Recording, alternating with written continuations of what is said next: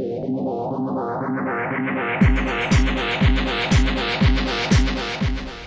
this is Billy with Trisports.com, and I'm here to show you how to change a flat tire.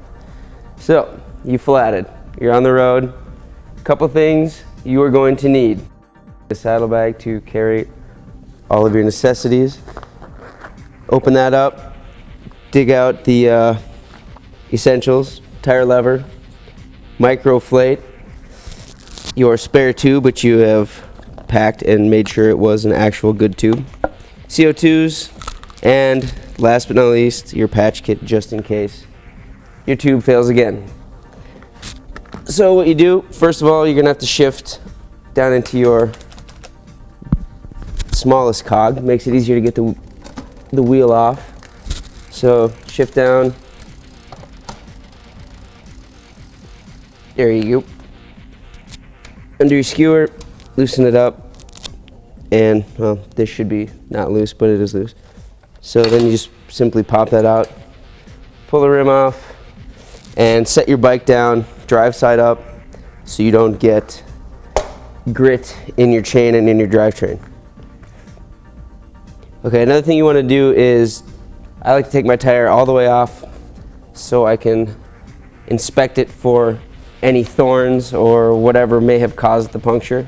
So you just kind of turn it inside out, run your finger along it. If you leave it on the rim and run your fingers through it, you might end up just slicing your finger on whatever it was that sliced your tube. So I like to take mine off. Just give it a quick look over. A lot of times you'll find a little piece of wire or glass or what have you. Now you're ready to put your tire back on. You want to put the tire on with the label right here, directly over where the valve stem will come out.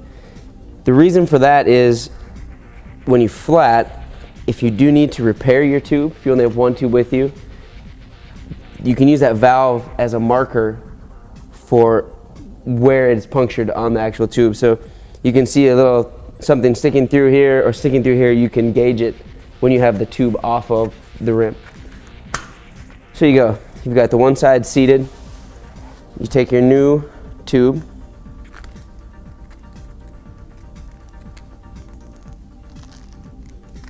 unfold it. I give it just a little bit of air.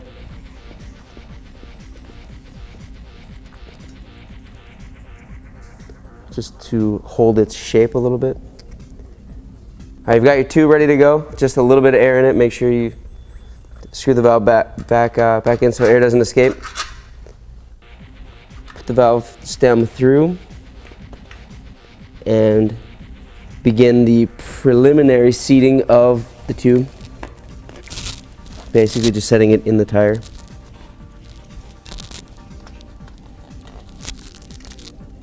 So you've got that, like so. And then you reseed the rest of the tire. And you see I'm sticking my hand in here to push back the tube so you don't get a pinch flat.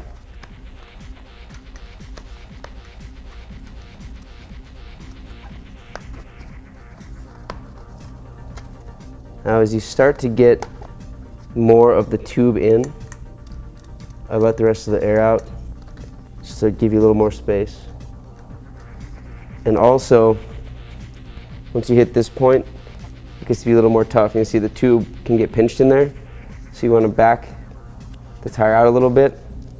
And the tube is hidden up in here so it won't get pinched as you get the tire on. And there you have it. Screw your CO2 in. Now when you feel it start to get tight, you're going to want to screw it all the way tightly on, and that's going to puncture the CO2, which, if you want to get a quick close up here, you can see right here, that gets punctured once you screw it all the way in. So you get it all the way in, that punctures. Now, to release the air, what you do is put it on your tire, and you start to back it off.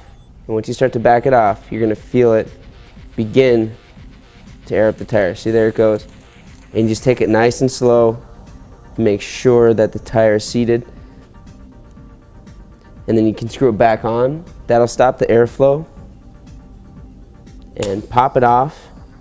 And I like to not fill it up all the way initially, just so I can give it a quick look and make sure I'm not gonna blow an entire CO2 when I could save a little bit if I did something incorrectly.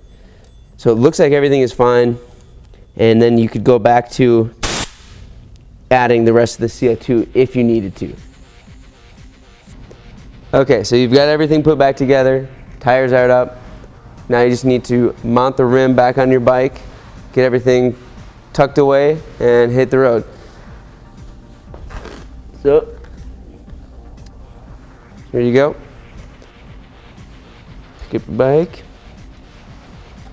Slide that in. Now you want to put your derailleur and chain to hit that smallest cog, because that's where you took it off at, so that'll be the easiest place for you to get the wheel back into place. And just a little bit of pressure on the bike and it should just slide right into place. Start to tighten up your skewer. Lock that down. Take and make sure, put your brakes back down, or you might not have any brakes. And then you load up your bike bag. Get back on your bike. Finish that 7-hour ride. Go home, take a nap.